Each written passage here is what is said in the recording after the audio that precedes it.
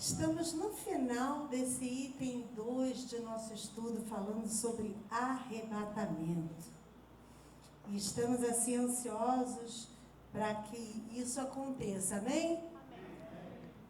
No slide 2, que nós já apresentamos aqui à igreja, e vamos reapresentar para lembrar a você, nós estamos falando do item 2.6. No outro, no slide 2, esse é o 1.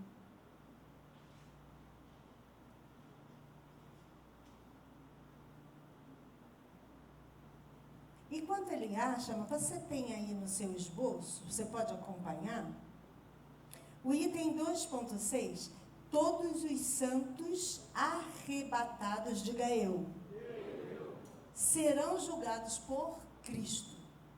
Então, olha só, a gente aqui nesse ponto, a gente já foi arrebatado, ok? Jesus já veio, levou a sua igreja, nós fomos juntos. Aqueles que morreram, ressuscitaram e foram arrebatados também. Então, o que o texto, o item vai dizer para a gente, que eles serão julgados. Nós também seremos julgados por Cristo. Ué, mas eu já fui arrebatado, já fui para o céu. Opa!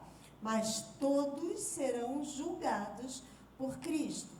Nós vamos ver também o item 2.7, os crentes serão julgados segundo as suas obras, os crentes fiéis receberão galardão, e os crentes menos fiéis, eu botei um monte de interrogaçãozinha assim no meu, não serão condenados, mas receberão poucos galardões ou nenhum. Então, mesmo sendo arrebatados, mesmo sendo levados para o céu, nós seremos colocados diante do juiz para sermos julgados segundo as nossas obras. Vamos começar a entender esse item? Eu peço a você que abra a sua Bíblia no Evangelho segundo escreveu João, no capítulo 5. João, capítulo 5, versículo 22. Quando achar, diga, achei. Aleluia. Diz assim a palavra de Deus: e também o Pai a ninguém julga, mas deu ao Filho todo o juízo. Vamos continuar entendendo. Marca aí na sua Bíblia. Agora vamos em Romanos capítulo 14. Romanos 14. Versículo... Chegou em 14 de Romanos? Romanos 14, versículo 12. Olha aí. De maneira que cada um de nós dará conta de si mesmo a Deus. Então, nós também vamos prestar conta. Agora, vai em 1 Coríntios, capítulo 3.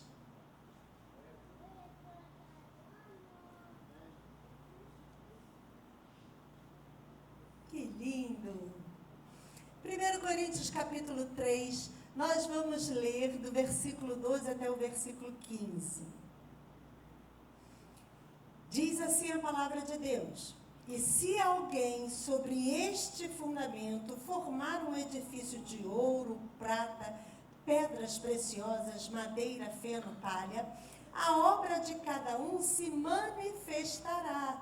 Na verdade, o dia a declarará, porque pelo fogo será descoberta, e o fogo provará qual seja a obra de cada um.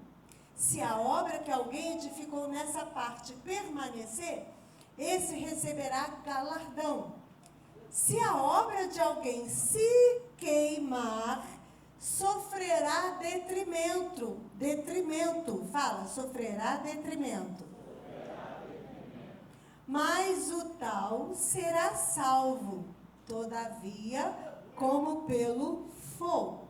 A Bíblia vai nos dizer que todos os redimidos que estão isentos do juízo da condenação, também prestarão conta de suas obras e poderão sofrer detrimento por causa de suas obras. Vamos voltar a João, no capítulo 5? Agora nós vamos ler o versículo 24 do capítulo 5 de João. Essa referência não está no seu esboço. Então, se você quiser anotar essas próximas referências que eu vou dar para você, você pode anotar. João 5, 24.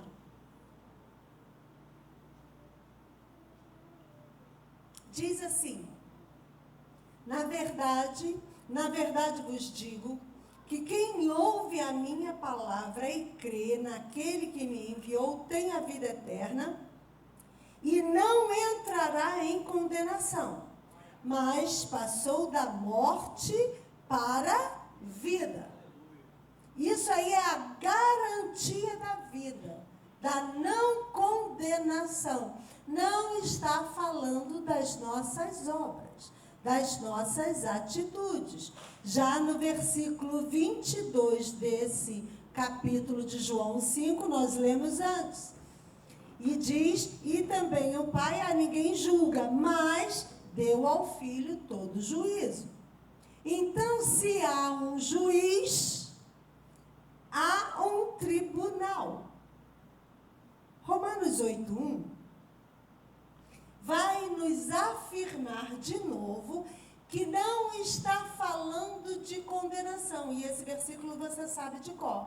Romanos 8:1. Portanto, agora nenhuma condenação há para os que estão em Cristo Jesus, que não andam segundo a carne, mas segundo o Espírito. Então, diga assim: não há condenação, mas há juízo.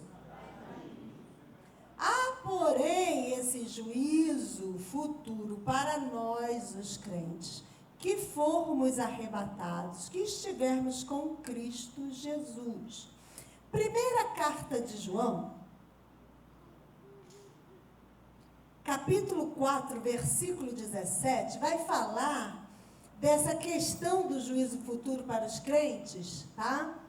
E concernente ao nosso grau de fidelidade, será a graça que vamos receber depois. Mas olha o juízo futuro. 1 João 4,17. Nisto é perfeito o amor para conosco, para que, no dia do juízo, tenhamos confiança, porque qual ele é, somos nós também neste mundo. Então, haverá um dia do juízo para nós. Hebreus 10, 30, segunda parte do versículo, eu vou ler só para ser um pouquinho mais rápida, diz assim: e outra vez, o Senhor julgará o seu povo. Hebreus 10, 30, a segunda parte. Aí uma afirmação: o Senhor julgará quem? O seu povo, nós. Então, nós também nos apresentaremos em juízo. E esse juízo poderá nos fazer sofrer perda.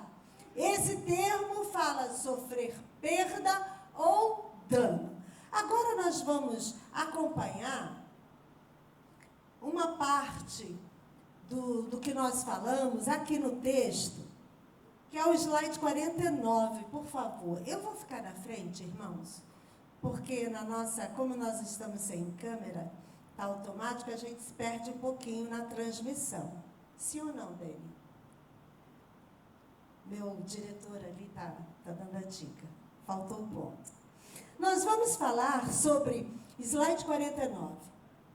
O crente negligente corre o perigo de sofrer perda. Você vai para o céu? Diga, eu vou. Mas pode sofrer perda. Então vamos lá. 1. Sentimento de vergonha na vinda de Cristo. Em 2 Timóteo 2,15 diz assim: procura apresentar-te a Deus aprovado, como obreiro que não tem de que se envergonhar e que maneja bem a palavra da verdade. Porque quando nos apresentarmos diante de Deus na sua vinda, no seu juízo, não devemos ter do que nos envergonhar. Então haverá um sentimento de vergonha para aquele que não foi aprovado. Item 2. Perda do trabalho que fez para Deus na sua vida. Nesse texto que nós estamos lendo, o texto inicial lá de 1 Coríntios 3, de 12 a 15, ele vai falar isso no versículo 13, que ele diz assim: provará qual seja a obra de cada um. Então, o nosso trabalho, a nossa obra, o que nós fazemos para Deus, será provado. Se fazemos de modo relaxado, se fazemos de qualquer jeito, se fazemos porque, só fiz porque fiz, isso tudo será provado. Vamos continuar falando sobre o perigo de perda. O item 3, perda de glória e de honra diante de Deus. Romanos capítulo 2, abra sua Bíblia. Romanos capítulo 2. Vamos ler o versículo 6. Vamos deixar o 7 para lá. Versículo 6. Diz assim: o qual recompensará cada um segundo as suas obras. Haverá recompensa pela obra. Que obra foi feita? Como foi feito? Qual a recompensa que essa obra merece? Você já viu quando você vai fazer uma obra em casa e aí você contrata um pedreiro que todo mundo elogia, que faz um trabalho muito bom, e ele chega para você e te dá um valor. Você diz: meu Deus, isso tudo. Mas eu sou um pedreiro que minha obra é aprovada, todo mundo me recomenda. Eu faço e faço muito bem. Então ele recebe a recompensa pelo excelente trabalho dele. E agora, quando você chama um pedreiro, vou usar assim, o pastor Moisés fez o serviço de pedreiro lá na casa dele, não sei qual é a dele. Mas aí você vai lá e vê a obra e diz assim: não, acho melhor não. Mas se você está apertado, tem dinheiro nenhum, não sabe fazer nada, vai ter que ser no pastor Moisés mesmo. E aí ele não vai cobrar o mesmo preço de um grande pedreiro, né não? Ele vai cobrar um preço menor, porque é de acordo com a obra, de acordo com aquilo que se faz. É o que a palavra de Deus está dizendo. Nós vamos receber recompensas de acordo com a obra. E aí vai haver perda de glória e perda de honra diante de Deus. Eu só quero ir para o céu. O resto depois eu vejo. Mas, irmãos, tem muito mais coisas para a gente viver do que simplesmente viver no céu. E Deus, como eu falei no culto anterior, por que teremos um corpo glorificado? Porque Deus quer viver conosco coisas espetaculares que Ele idealizou. E aí, a gente só quer ser grama. Tem muito mais para viver com o Senhor. Agora, a gente quer só o céu, mas o céu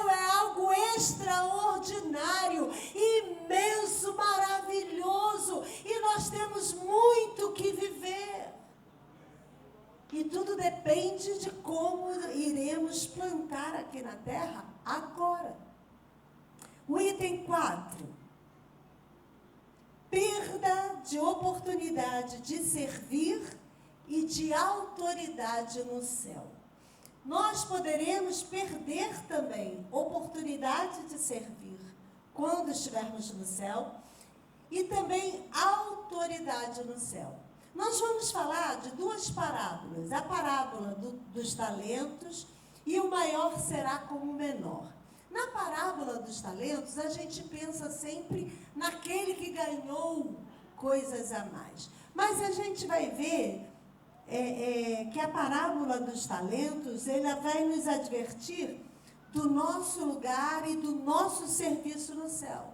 Que isso depende da fidelidade do nosso serviço aqui na terra. Então, queremos receber no céu, a parábola dos talentos vai nos ensinar que depende da nossa fidelidade aqui na terra. Eu sei que você conhece, mas deixa eu ler com você de novo essa parábola. Mateus 25, versículos 14 até o 30.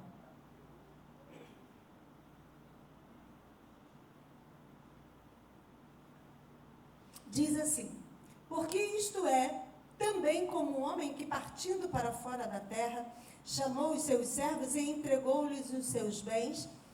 E a um deu 5 talentos, e a outro 2, e a outro 1, a cada um segundo a sua capacidade. E ausentou-se logo para longe. E tendo ele partido, o que recebera 5 talentos, negociou com eles e granjeou outros 5 talentos. Da mesma sorte, o que recebera 2, granjeou também outros 2.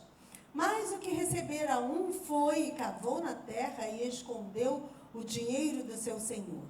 E muito tempo depois veio o senhor daqueles servos e ajustou conta com eles. Então aproximou-se o que recebera 5 talentos e trouxe-lhe outros 5 talentos, dizendo: Senhor, entregaste-me 5 talentos. Eis aqui outros 5 talentos que ganhei com eles. E o seu senhor lhe disse: bem está, servo bom e fiel. Sobre o pouco foste fiel, sobre o muito te colocarei. Entra no gozo do teu senhor. E chegando também o que tinha recebido 2 talentos, disse: Senhor, entregaste-me 2 talentos, e eis que com ele ganhei outros 2 talentos. Disse-lhe o seu senhor: bem está, bom e fiel servo. Sobre o pouco foste fiel, e sobre o muito te colocarei. Entra no gozo do teu senhor. Mas chegando também o que recebera 1 talento, disse: Senhor, eu conhecia-te, que és um homem duro, que ceifas onde não semeastes e ajunta onde não espalhaste. E atemorizado escondi na terra o teu talento. Aqui tens o que é teu. Respondendo, porém, o seu senhor disse-lhe: mau e negligente servo. Sabes que ceifo onde não semeei, ajunto onde não espalhei? Devias então ter dado meu dinheiro aos banqueiros, e quando eu viesse, receberia o que é meu com juros. Tirai-lhe, pois, o talento e dai-o ao que tem 10 talentos. Porque a qualquer que tiver, será dado, e terá em abundância. Mas ao que não tiver, até o que tem, ser-lhe-á tirado. Lançai, pois, o servo inútil nas trevas exteriores. Ali haverá pranto e ranger de dentes. Quando a gente lê essa parábola, com essa visão de que a fidelidade do nosso serviço aqui na terra determina a fidelidade do nosso serviço, de nossa autoridade no céu, essa parábola vai nos dizer que as nossas aptidões, o nosso tempo, o nosso recurso, as oportunidades de servir ao Senhor, tudo isso nós precisamos administrar muito bem. O nosso Senhor veio e entregou em nossas mãos o talento. E deixou que nós multiplicássemos. O que fazemos aqui no reino de Deus, aqui na terra, é multiplicar aquilo que temos recebido dele. É ampliar o reino. Por quê? Porque chegará um dia que ele voltará e irá pedir. irá pedir de volta. E aí encontrará o servo negligente, não eu. Nem você. Agora você que está de braços cruzados, descruza o braço, irmão. E começa a multiplicar o que Deus te deu. Eu não sei o que Deus me deu. Eu não sei qual o talento que tenho. Eu não sei qual é a habilidade que tenho. Qual é a aptidão que tenho. Ah, sabe sim. Sabe. Nem que seja o mínimo do mínimo. E eu vou dizer para você, Deus só precisa do mínimo para operar milagre. Nada além disso. O legado que o Senhor nos confiou vai determinar o legado que receberemos dele no céu. Eu escrevi aqui, quero ler para você. Jesus ensina um princípio importante sobre o galardão do crente no céu e seu estado ali. Isso está na minha Bíblia de estudo pentecostal. O que cada crente receberá no futuro reino de Deus depende da porção daquele reino que ele já possui agora. Vou ler de novo. O que cada crente receberá no futuro reino de Deus depende da porção daquele reino que ele já possui agora. Todos nós já temos uma porção do reino de Deus agora. Continuando. Sua posição e herança no céu serão proporcionais à sua atual dedicação e consagração às coisas de Deus e do seu reino aqui. Sua posição e herança no céu serão proporcionais à sua atual dedicação e consagração às coisas de Deus e do seu reino aqui. Abra sua Bíblia em Lucas capítulo 22. Estamos no item 4, se não me engano. Lucas 22, versículos 24 a 30, tem um subtítulo: o maior será como o menor.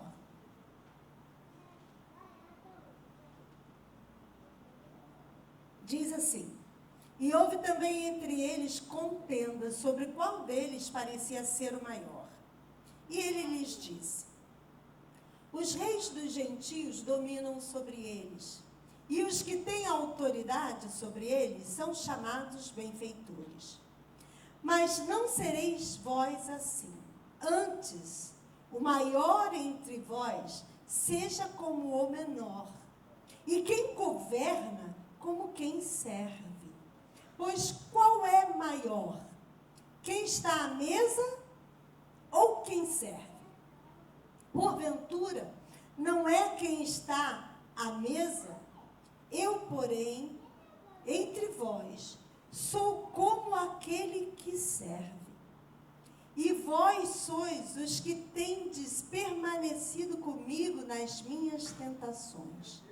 E eu vos destino o reino, como meu Pai me destinou, para que comais e bebais à minha mesa no meu reino, e vos assenteis sobre tronos, julgando as 12 tribos de Israel.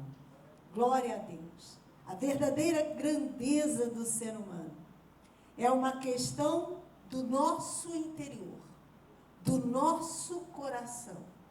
Muitos se fazem humildes externamente, mas dentro do seu coração não tem esse mesmo sentimento. O slide 50 diz assim: a verdadeira grandeza do ser humano. Antes de ler esse item A, Filipenses capítulo 2, versículo 3, você pode abrir? Vai falar do servir ao Senhor. Filipenses 2:3 diz assim: nada façais por contenda ou por vanglória, mas por humildade. Cada um considere os outros superiores a si mesmo. Parece simples esse versículo. Parece simples essa conduta, mas não é. E nosso desejo de servir a Deus, precisamos considerar os outros mais importantes. Quando você chega na igreja, você encontra lá na porta um voluntário que está recebendo você. Aquela pessoa decidiu servir. Ele podia estar sentado no quentinho, está aqui junto conosco numa cadeira confortável, mas ele decidiu estar lá fora, no portão, no frio, para receber você. Ele colocou você como superior a ele. Mas é nele que está a confiança da direção da igreja em receber você bem e cuidar do carro que ficou parado lá fora. Sobre qual ótica? Melhorando. Sobre nossa ótica, qual é o maior? O que está sentado e foi recebido, ou o que está lá fora e se colocou disponível para receber? Quando você chega aqui, durante a nossa liturgia do culto, tudo corre muito bem. O som está funcionando muito bem, a projeção está funcionando muito bem. O diácono do dia abriu a porta para você entrar. Eu pedi um formulário de pedido de oração, e imediatamente a diaconisa Deisiane foi lá, pegou um pedido daquele e me entregou. Eu vim cumprimentar os irmãos, tinha aqui naquela porta um outro diácono. Na hora que a gente foi ofertar, um voluntário chegou com um envelope e nos entregou. Quem está sendo mais importante? Quem está sentado à mesa, recebendo o serviço, ou aquele que está servindo? Jesus disse assim: eu os coloquei à mesa, e sou eu quem sirvo. Quem é o maior?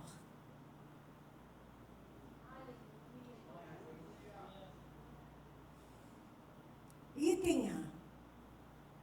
A verdadeira grandeza não está na posição, no cargo, na liderança, no poder, na influência, nos diplomas de nível superior, na fama, na capacidade, nas grandes realizações, nem no sucesso. O que importa não é tanto o que fazemos para Deus, mas o que somos em espírito, interiormente, diante de Deus. Mateus 18, versículos 3 e 4, diz assim: em verdade vos digo, que se não vos converterdes e não vos fizerdes como crianças, de modo algum entrareis no reino dos céus. Portanto, aquele que se tornar humilde como esta criança, esse é o maior no reino dos céus.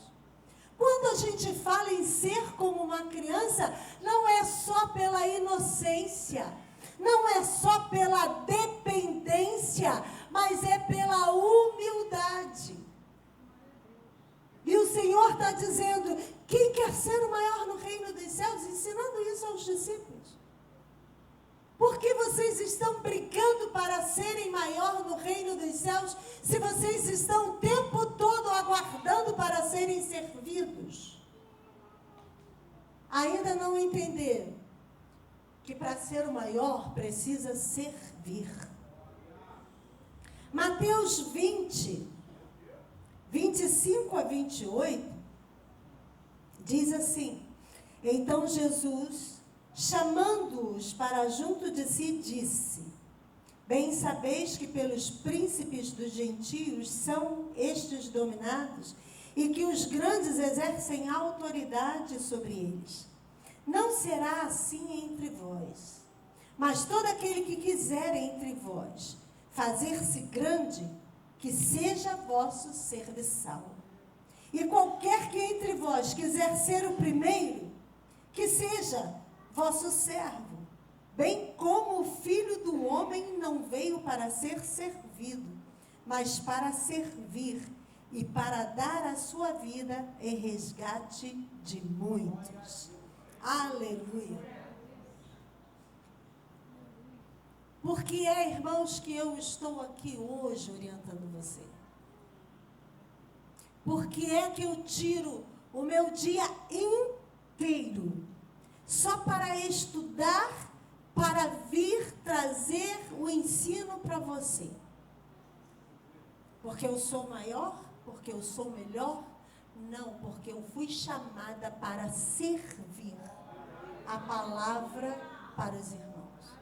Então, a responsabilidade de servir o que é bom, o que é saudável, me faz abrir mão de um dia da minha semana completo. Não faço absolutamente nada, além de estar estudando a palavra de Deus. Por quê? Porque esse é o dever daquele que foi chamado para servir. Amém? Vamos continuar o slide 51. O item B, falando ainda da grandeza. A verdadeira grandeza requer que sejamos grandes no que é justo. Temos que procurar ser grandes na fé, no caráter santo, na sabedoria, no autodomínio, na paciência, no amor.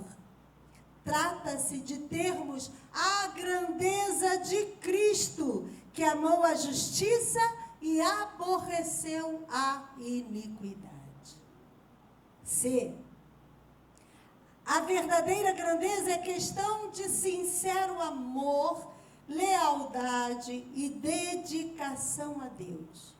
E aí, o que importa é sermos consagrados e fiéis onde Deus quis colocar-nos, e não aonde a gente quer estar.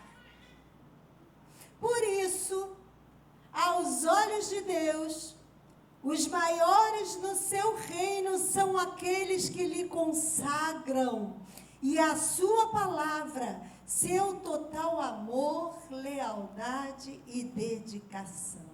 Aleluia. Quer ser grande aos olhos de Deus? Consagra tudo que você tem. Dá. Fica sem nada, dá tudo para Ele. Item D. Nossa consagração a Deus melhora os frutos do nosso trabalho na sua obra. Mas somente na obra em que Deus nos colocou e de conformidade com dons que Ele nos deu. Irmãos, aonde nós estamos, nós precisamos ser os melhores. Amém? O músico tem que ensaiar toda vez que vai tocar, até quando não vai tocar. Tem que fazer o exercício do teclado, porque senão os dedos enferrujam. Os cantores, só porque canta naturalmente é suficiente abrir a boca e cantar? Precisa estudar. Aquele que quer ensinar a palavra, quanto tempo você fica debruçado sobre a palavra? E lembre-se que aquele que quer ser mestre, um peso muito maior, uma cobrança muito maior lhe aguarda. Quando ele diz no versículo 27, aquele que serve, ele vai falar falar também naqueles que têm a responsabilidade de liderar. Liderar grupos, liderar ministérios, liderar a igreja. E que nós devemos ter muito cuidado quando lideramos. Porque precisamos fazer isso com amor, sem abusar da nossa posição. Sabendo que a posição que estamos é para servir, é para orientar, é para manter em ordem a obra de Deus. É para deixar que tudo flua perfeitamente. Vamos falar de novo do pessoal da mídia e do som.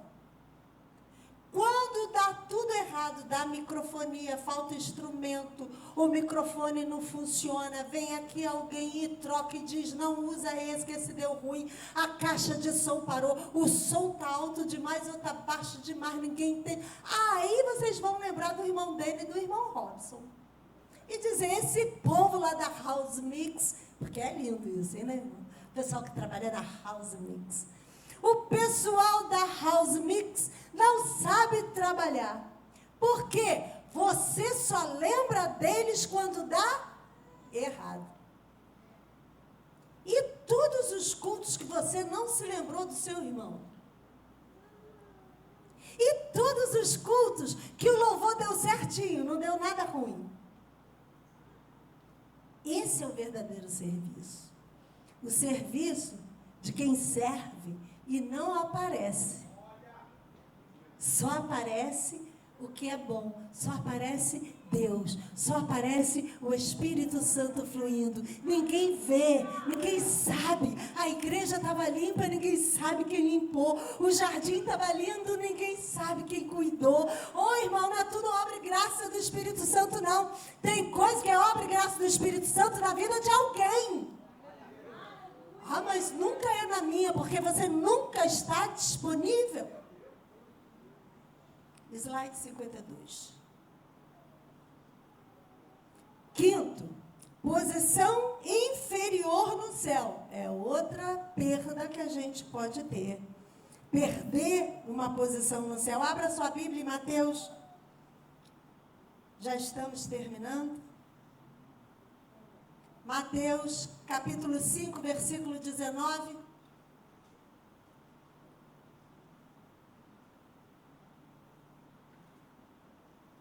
Qualquer, pois, que violar um destes menores mandamentos e assim ensinar aos homens, será chamado o menor no reino dos céus. Aquele, porém, que os cumprir e ensinar, será chamado grande no reino dos céus. Os irmãos que usam o altar, vejam a responsabilidade. Irmãos, tem coisas que a gente fica empolgado de falar. Tem coisas que são até verdades mais profundas. Mas que a gente precisa entender se estamos falando aquilo porque achamos que é legal, achamos que vai dar uma empolgação, achamos que a igreja vai reagir e vai, um gol. Ou se é aquilo mesmo que o Senhor decidiu falar naquela noite, através de você. Eu faço a programação de pregação. Confesso, os irmãos, que fico assim, um pouco temerosa por não poder assistir todas as pregações que eu coloco alguém para pregar. Por quê? Porque eu procuro orientar a pessoa, principalmente os iniciantes, orientar a pessoa para não falar determinadas coisas, né? Porque no início todo mundo erra. Por isso a gente começa colocando a pessoa para pregar no domingo de manhã, né? Principalmente que não tem transmissão ao vivo. A gente vai dando aos pouquinhos mais responsabilidade, inclusive para a pessoa praticar e poder crescer. Agora, não é por causa disso que a pessoa vai começar a tratar de alguns assuntos aqui no púlpito. É diferente de mim e do pastor Edilson. Por quê? Nós temos sempre o púlpito. Então, eu posso tratar de assuntos profundos como esse aqui.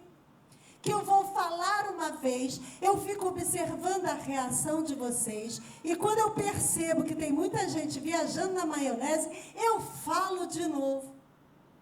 Para ficar mais claro, pastor Edilson também, nós temos sempre o púlpito em aberto para a gente estar ensinando a igreja, porque é nossa responsabilidade. Mas a gente compartilha o altar com companheiros de ministério, com alguns outros irmãos que estão crescendo na palavra, e que a gente espera que esses irmãos estejam aprendendo com aquilo que a gente faz. Ter uma postura adequada no altar, ter palavras adequadas. Eu vejo, às vezes, alguns pregadores falando coisas, algumas gírias e coisas desse tipo. Não que você não possa falar, só não é adequado falar no altar. Usa roupa mais simples, as mulheres usam roupa de alcinha, mas não no altar. Por quê? Porque não é adequado. A gente precisa usar o que Deus nos dá com sabedoria. E aquele que é chamado, que ensina, mas ensina errado, que traz a palavra aqui, e fala daquilo que achou. Por isso que eu digo assim, é melhor falar que Jesus salva, cura e batiza com o Espírito Santo. Não dá ruim. Eu já precisei conversar com alguns colegas meus, que a gente traz aqui, pastores de fora, para pregar, e a gente já seleciona muito. Você vê que a gente não fica trazendo todo mundo, mas mesmo assim, depois, quando a gente vai na recepção, assentar, por isso que nem sempre a gente chama um irmão da igreja, que às vezes a gente precisa de uma conversa mais próxima, a gente dá um toque, querido, não é adequado você falar assim, não é adequado você fazer dessa forma. Por quê? Primeiro, porque a maioria tem idade para ser meu filho quando vem aqui. Então, já me sinto mãe para estar ajustando. E segundo, a responsabilidade do altar é nossa. Então, nós precisamos orientar aos irmãos. Eu vou ler de novo para você. O que acarreta uma posição inferior no céu. Mateus 5,19. Qualquer, pois, que violar um destes menores mandamentos, e assim ensinar aos homens, será chamado menor no reino dos céus. Há uma outra referência ainda nesse item 5, de Mateus 19,30, que diz: porém, muitos primeiros serão derradeiros, e muitos derradeiros serão primeiros. É muito importante a gente entender que nossa caminhada não se encerra quando a gente chega no céu. É apenas o início da vida eterna que Deus preparou para nós. Você está entendendo, irmão? O céu é desejável. Nós precisamos ter uma ardência no nosso coração, desejando o céu, desejando viver com Jesus, desejando ver o nosso Senhor face a face. Mas aquilo não é o final. A vida eterna começa quando a gente chega lá. Imagina a eternidade para viver. Como será a eternidade? Então, o que fazemos aqui é importante para a eternidade que vamos viver com o Senhor. Amém? Você entendeu, irmão? A partir do item 6, só no próximo encontro. Fique ligado e nós vamos estar, se Deus quiser, daqui a 2 terças-feiras, nós vamos estar encerrando esse assunto. Amém? Você pode aplaudir ao Senhor, a Ele toda a honra, toda a glória e todo o louvor. Pastor Tiago.